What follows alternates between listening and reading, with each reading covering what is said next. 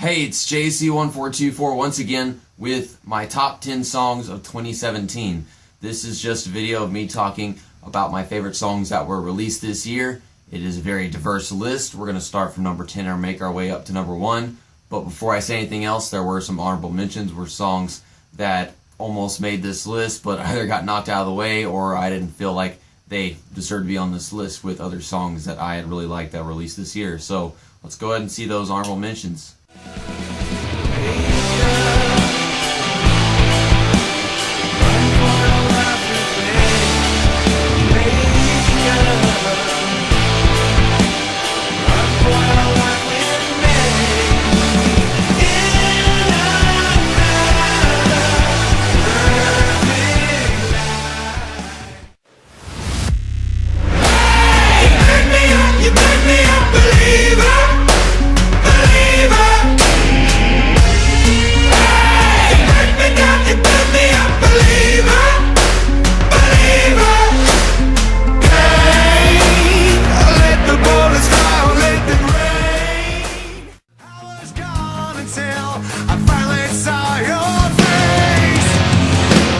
If you cried out for more, if you reached out for me, I would run into the storm just to keep you here with me. I have gone beyond my years. It brought you new change, that bucket in the wrong key. That bucket in the wrong key. That bucket.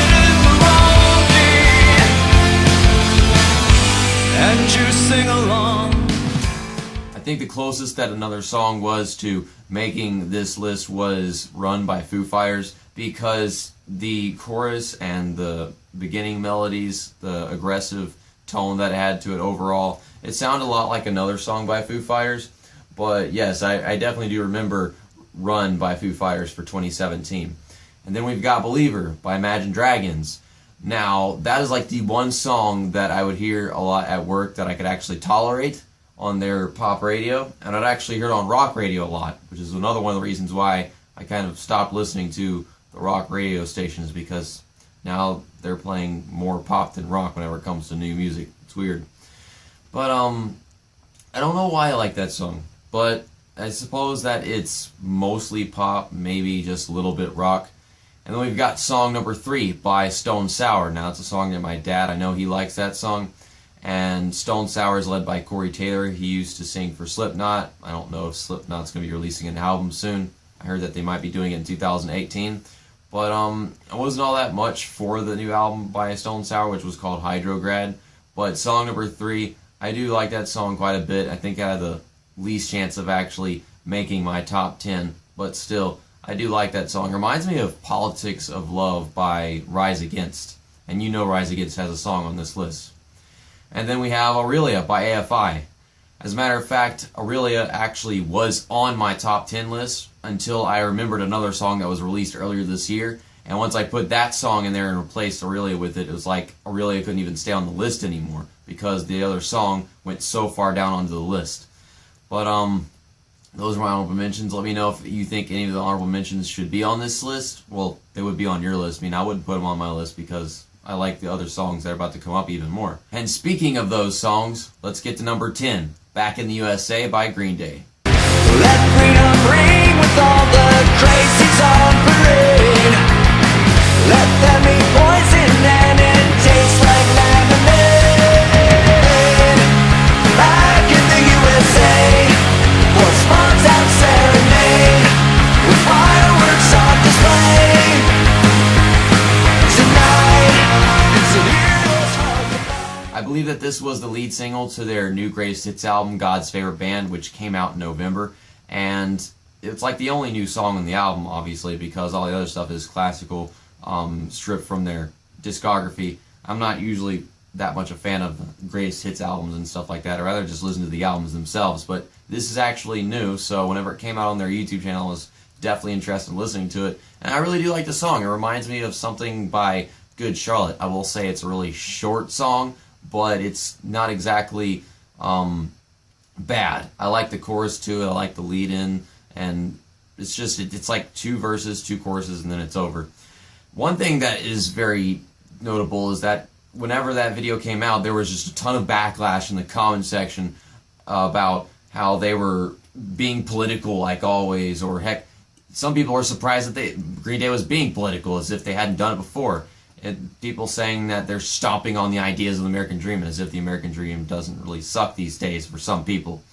But whenever I listen to this song, I think about a soldier who's, in the military off somewhere across the seas, and he comes back to this country, and despite all these issues that we're having in our country, it's still better than many other countries around us with their government situations. Number 9 is actually a song that was nominated for Best Rock Song of 2017, something like that. I don't even know if it got it. Maybe it should have, because, it's on my list, so I feel like I had the best chance out of all the songs on here of getting that. And that is Go to War by Nothing More. Screaming at the ones we love, like we forgot who we can trust. Screaming at the top of our lungs, on the grounds where we feel safe. Do we feel safe? Do we feel safe? I discovered Nothing More in 2016 whenever I found their song Jenny playing on the radio station, and a friend of mine had actually already known them at the time, and they were kind of a fan. And this song was definitely another emotional song in comparison to that one. That one was kind of dwelling on his sister and issues that she was having. I think she was sick or something wrong with her brain. But with this song, it's about argument between two people, whether it's a relationship of some sorts or it's just two people with two political views, because you can see it in the title, Go to War, and it really reaches out for what we're having this year, that people in our country, they treat each other like they're two sworn enemies from two completely different countries that are about to battle each other, rather than just accepting the fact they have different opinions and not starting a monstrous fight over it. And with the alternative that they've added to this rock, without it being too much, it's definitely something new and creative. And I really understand how it's managed to be nominated for Best Song of 2017, or Best Rock Song of 2017. Speaking of rock alternatives, this next song is coming from a band that I suppose used to be an emo rock band, or maybe somewhat of an emo rock band, but I could definitely tell back then how they were whenever I heard some of their songs in video games and actually listen to their album with their most famous song, The Kill. And now you can obviously tell that I'm talking about number 8, Walk on Water by 30 Seconds to Mars. A thin line, the whole truth, the far right, the left view, breaking all those promises made. Times are changing.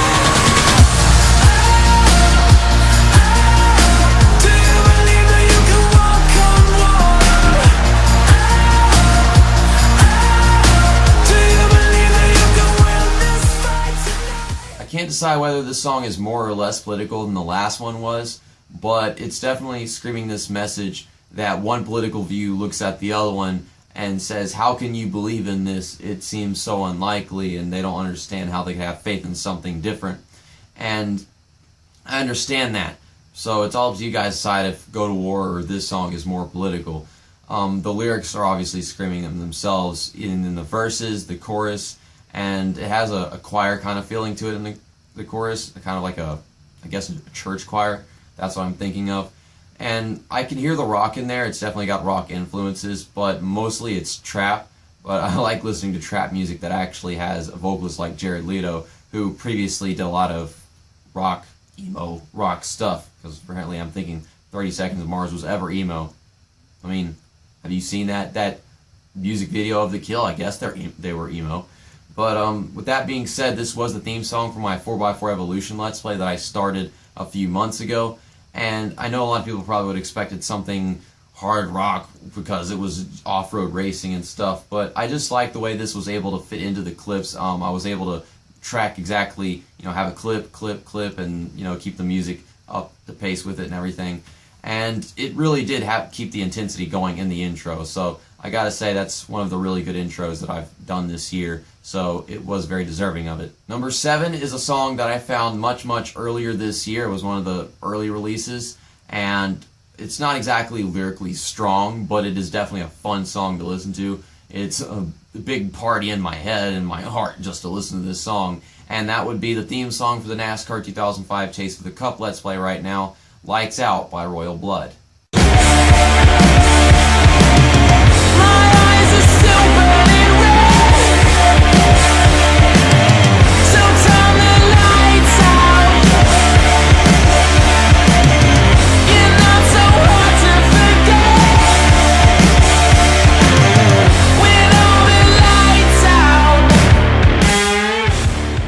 I first heard the song earlier this year whenever it started playing on the radio station. Then soon afterward, I heard a track review from ARTV, and I have to agree with them on the fact that it's just a really fun song. It's great to jam out to. It is a party song. You can practically tell by what they're singing about and what's going on in there. It has a vibe to it that reminds me of the Black Keys a little bit, but that's just only in a few cases.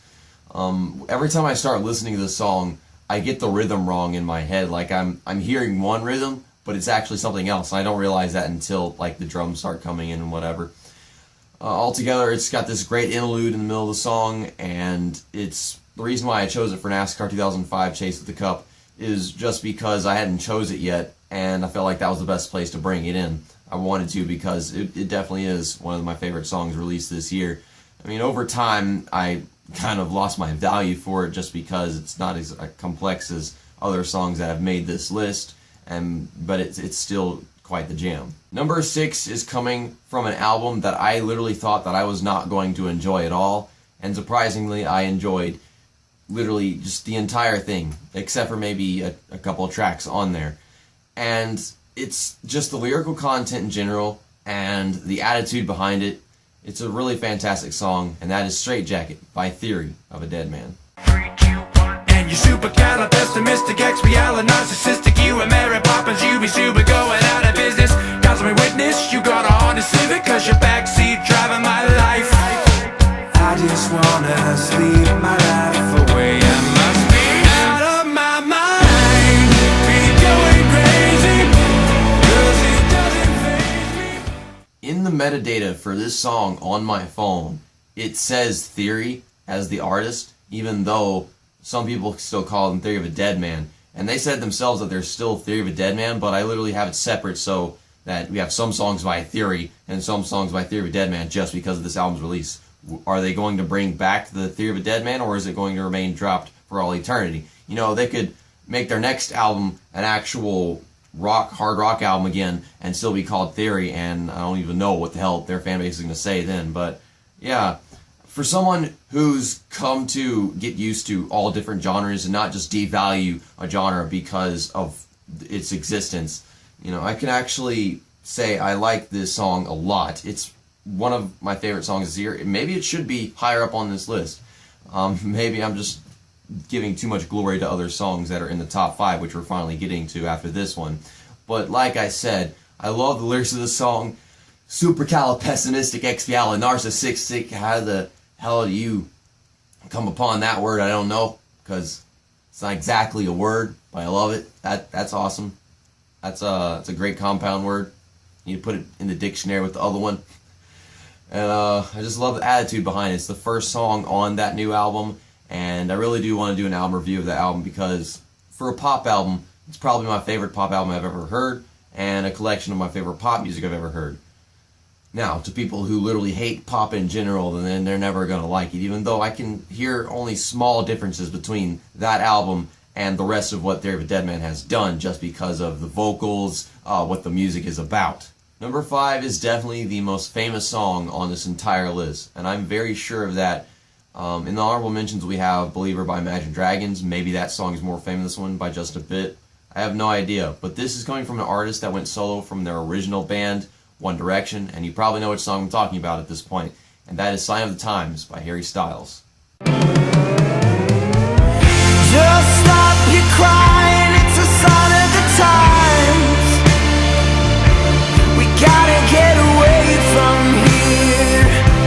We gotta get away from here. Just stop your crying, it'll be alright. What the hell, JC? Harry Styles? What, were you homosexual now? No, I like rock. It's rock. It's slow rock. It reminds me of the Beatles, David Bowie, Bruno Mars, artists like that a bit. Bruno Mars is one of my favorite vocalists of all time. And I don't know why people insist that my music tastes suck. If because I just have music from an artist that actually was really successful whenever they decided to do something on their own. His new album was almost entirely an 80s, 70s rock kind of feeling. That kind of rock. I don't know exactly what you'd label it, but I love the emotion behind this. It's got some repetitive lyrics here and there, but it makes it less forgettable, I suppose, with how repetitive it is. And it really surprised me a lot whenever I heard this song, because a track review was done by ARTV on this, and I was like, wait, he was on One Direction and he's doing something completely different. I had to be very interested because everybody in middle school back in the day was listening to One Direction, and I wanted to see how satisfying this could be to not have to be listening to One Direction or anything like that.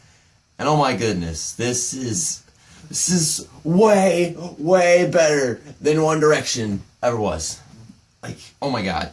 And his new album, I'm actually going to listen to that after I'm done doing all my videos today and all that stuff, including this one, because I haven't yet done it, and I've heard that there are a lot of great rocking tracks on there that seem like they're from many years ago, and it would be just a classic even though it was released this year. And here I am talking about how much better Harry Styles is than the One Direction project.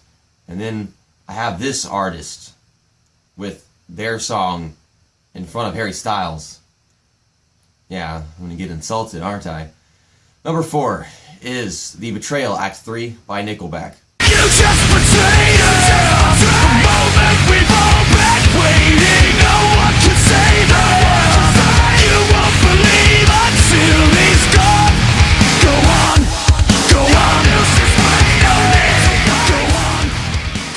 At least I can back up actually having this song in front of all these other songs. This is the most lyrically thought-provoking song Nickelback has ever written. It is the only song Nickelback has ever written and released that is in 6/8 time, or at least not in 4/4 time, which is what every song that they've ever made has been in. And with that being said, it's like right next to legitimate actual metal music. I mean, I feel like it's still in the hard rock just because of how they play it, but all they had to do is change how they're playing it just the slightest bit, and it would be an actual metal song that people could respect them for.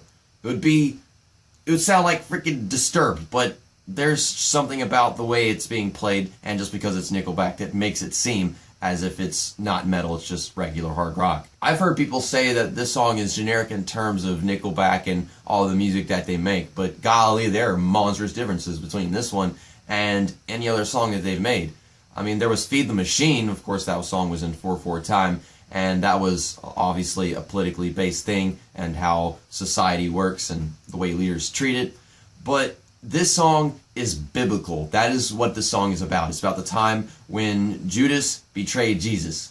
Not saying that actually has anything to do with my Christianity. I mean, even if you're not religious in any way, maybe you're atheist or something, then it's still a lyrically amazing song for what Nickelback has written, even if you don't believe in that kind of stuff. Number 3 is definitely not a song to complain about being on this list, because it was a theme song of a Let's Play that I did earlier this year, and I'm pretty sure a ton of people remember that because a lot of people watched that Let's Play whenever I did it. The reason why is because it was the first of its kind. NASCAR 6 Total Team Control, a Let's Play of a season mode with a team, rather than just one driver in particular. And the turnout of that was amazing. We had a bunch of amazing races, made things a lot more interesting than you can get it in many other NASCAR games. That being said, you know it. It's Wolves by Rise Against. I am ready to explode like a tiger in a circus, cracking with tomorrow, searching for a sense of purpose. We are the world's advocates, our numbers growing every day, but you can't find us all, no, you can't find. I personally feel that Rise Against has always been one of the best rock bands whenever it comes to starting albums, just because of the first tracks that they have on all these albums being a great pile of intense and heavy rock every single time. It's got these punk rock vibes every time they start off an album, with The Great Die Off, Collapse Post America, State of the Union, Chamber the Cartridge. And it's just all those songs I really like, and they're one of my favorites on all the albums that they happen to release. And I guess it always gets me excited whenever I'm listening to a new Rise Against album, and if it starts it off that well. And this album was off to a very good start, as well as the last one. The last album that they released was also off to a good start. And the reason why I love this song so much is just because of how perfectly it's put together. You know, I guess the first verses that they do, and there's not enough verses in the second part of the song, but the verses aren't the best part of the song, they're probably the weakest part of the song, but the chorus is just fantastic. The guitar solo ain't too shabby. And then you go into the middle part of the song where it builds up and it creates something even more intense than what the middle part, the chorus of the song was then, and that leads into the outro. And I really do love this song, and I'm pretty sure a lot of people that heard it and found it through my NASCAR 06 Let's Play also love this song at this point. Number 2 is a song that we must realize is almost my favorite song of the year. It's just that small distance away from having been my favorite song of the year. And there are actually things that could have stopped this song from being in just second place and probably could have had it in first place. We may never know exactly how I would feel if certain things had not happened this year, which we'll get to talking about afterwards. But this is Blood Red Sky by 10 Years.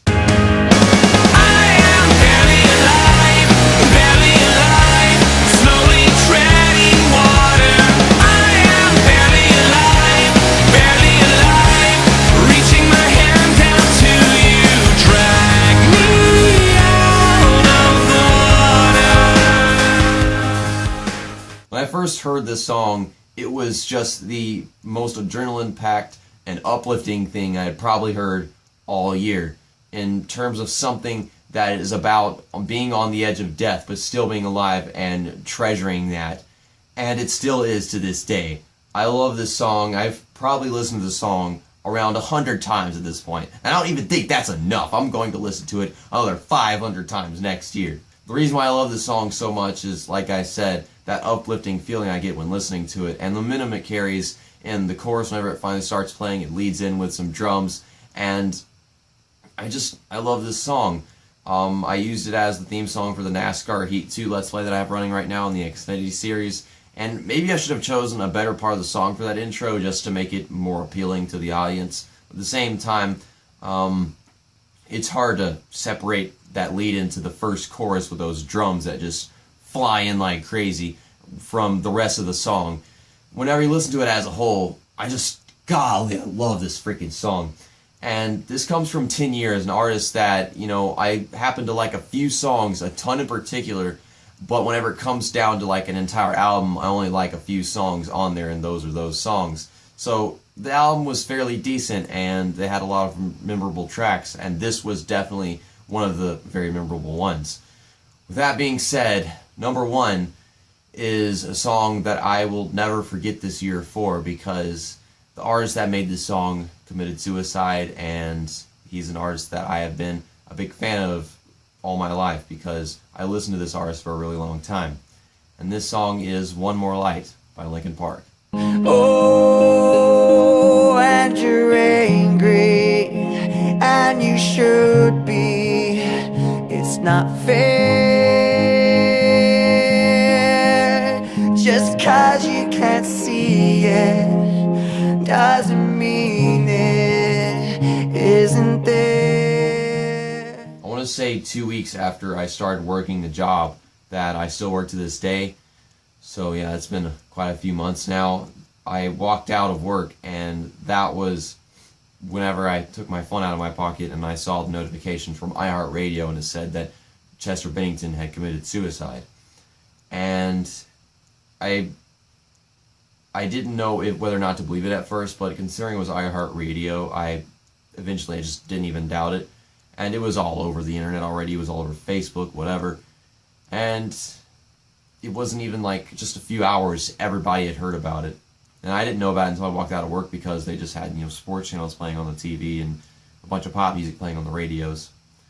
And the thing about this song was, just the previous night, I was listening to this song and thinking about Chris Cornell, because Chris Cornell was a good friend of Chester Bennington. He was the lead singer of Soundgarden, and Chris Cornell committed suicide as well.